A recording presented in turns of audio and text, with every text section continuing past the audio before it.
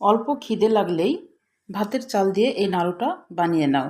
দিয়ে ঝটপট একটা করে খেলেই কিন্তু অনেকখানি পানি খেলেই কিন্তু পেটটা অনেকক্ষণ ধরে পেটটা ভরে থাকবে।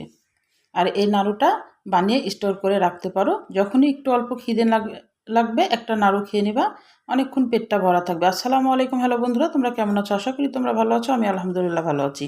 আমার শখের কিচেনে তোমাদের সবাইকে স্বাগতম। প্রতিদিনের মতো আবার একটি রেসিপি নিয়ে এসেছি। ভাতের চাল দিয়ে নাড়ু তৈরি করে দেখাবো। এখানে ভাতের চাল নিয়েছি, আর এই চালটাকে আমি অল্প একটু পানি দিয়ে মেখে 10 মিনিট মতো ভিজিয়ে রেখেছিলাম। ভিজিয়ে রাখলে কিন্তু চালটা একটু নরম হবে, আর ভাজতে কিন্তু খুবই সহজ হবে, আর ভাজলে একদম মোটা মোটা হবে আর খুবই সুন্দর হয় ভাজাটা। দিয়ে এবার আমি কড়াইয়ে চলে আসলাম। একটা হাঁড়ি নিয়েছি পাতলা দেখে, কারণ পাতলা হাঁড়িতে ভালো তাড়াতাড়ি চালটা ভাজা হয়ে যায়। যে হাঁড়িটা যখন একটু গরম হয়ে এসেছে তখন কিন্তু আমি চালগুলা দিয়ে দিয়েছি। এখন কিন্তু জালটা একদম মিডিয়াম আঁচে আছে। মিডিয়াম আঁচে যখন একটু চালটা ফুটে উঠবে তখন কিন্তু লো আঁচ করে দিতে হবে। লো দিয়ে একদম লো আঁচে এই চালটাকে একদম ভেজে নিতে হবে। প্রথম 2 মিনিট কিন্তু একটু মিডিয়াম আঁচে রাখতে হবে, যেহেতু এটা একটু ভিজা চাল। যদিও পানি থাকে না গায়ে, একদম শুকিয়ে নেয়, তবুও কিন্তু একটু ভিজা থাকে। দেখো, চালটা ভিজার কারণেই কিন্তু একদম মোটা মোটা হয়ে যায়, আর খেতে কিন্তু খুবই ভালো লাগে। এটা কিন্তু এমনিতেও কিন্তু মেখে খেলে কিন্তু অসম্ভব মজা লাগে। এবার আমার চালটা যখন ভাজা হয়ে গেল, এবার যখন একটু ঠান্ডা হয়ে আসবে তখন আমি ব্লেন্ডার করে নিয়েছি, বা তোমরা পাটাতেও পিষে নিতে পারো। এটা দিয়ে একটা গুঁড়া করে নিলাম ছাতুর আকারে, মানে এটা ছাতুর নাড়ু হবে।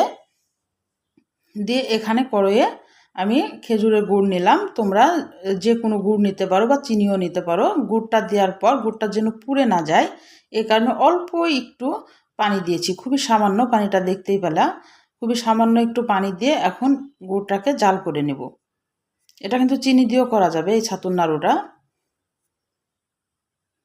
এই ছাতুর নাড়ুটা যখন অল্প খিদে লাগবে তখন কিন্তু একটা করে যদি খেয়ে নাও তাহলে কিন্তু অনেকক্ষণ পেটটা ভরা থাকে।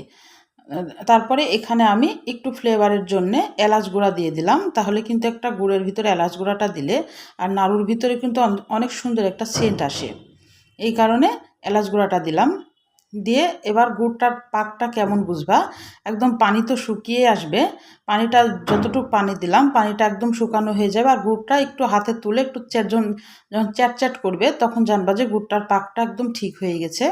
কোনো একতার দুতার করার দরকার নাই, গুড়টা জাস্ট একটু চ্যাটচ্যাটা ভাব লাগবে, তখন কিন্তু এই ছাতুটা দিয়ে দিতে হবে।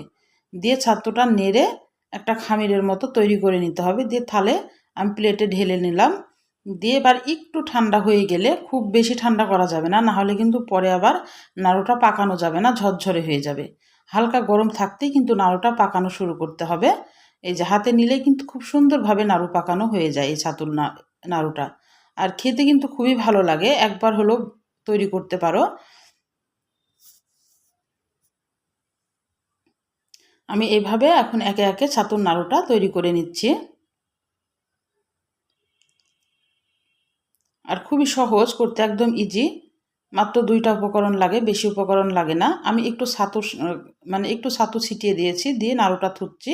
তাহলে কিন্তু গায়ে একটু ছাতু লেগে গেলে কিন্তু দেখতেও ভালো লাগে, এটা আবার খেতেও কিন্তু ভালো লাগবে। আর পরে কিন্তু ঠান্ডা হয়ে গেলে শক্ত হয়ে যাবে, খুব শক্ত হবে না, হালকা শক্ত হয়ে যাবে। খেতে কিন্তু বেশি ভালো লাগে তখন। সে কারণে একটু আমি ছাতুটা একটু ছিটে দিয়েছি, জানে তার গায়ে যেন লেগে যায়। আমি সবগুলো এভাবে বানিয়ে নিয়ে আসছি। তাহলে আমার রান্নার যদি কোনো অংশই তোমাদের ভালো লাগে, প্লিজ আমার চ্যানেলটাকে সাবস্ক্রাইব করে দিও, একটা লাইক দিয়ে রান্নাটা দেখা শুরু করো, আর ছোট্ট একটা কমেন্ট করে জানাইও আমার রান্নাগুলো কেমন লাগে। পাশে থাকা বেল আইকনটা প্রেস করে দিও, আমি যখন এরকম নতুন রেসিপি তোমাদের মাঝে হাজির করব তোমাদের কাছে যেন আগে ভিডিওটা চলে যায়। তোমাদের একটা লাইক, একটা কমেন্ট কিন্তু আমাকে অনেক উৎসাহ করে। তোমরা ভিডিও দেখো কিন্তু একটা লাইক দাও না, লাইক দিতে টাকা লাগে না, কিন্তু তোমরা একটা লাইক দাও না বা একটা সাবস্ক্রাইব করো না। প্লিজ আমার চ্যানেলটাকে একটু সাবস্ক্রাইব করে দিও, আর একটা লাইক দিয়ে রান্নাটা দেখা শুরু করো। আমার আমার লাড়ুগুলা কিন্তু হয়ে গেছে, দেখে বুঝতে পারছো কত সুন্দর হয়েছে। দেখতেও কিন্তু ভালো লাগছে, কিন্তু খেতেও কিন্তু খুব মজা। আমি তো তোমাদের একটা ভেঙে দেখাচ্ছি, দেখো কত সুন্দর হয়ে ভেঙে আসছে একদম। এই ছাতুর নাড়ুটা একবার হলো তৈরি করবা, দিয়ে আমাকে একটা কমেন্ট করে জানাতে পারো যে কেমন হয়েছিল। তাহলে আজকের মতো বিদায় নিচ্ছি, তোমরা সুস্থ থাকবা, ভালো থাকবা, আবার কোনো নতুন রেসিপির সাথে হাজির হবো। আল্লাহ হাফেজ।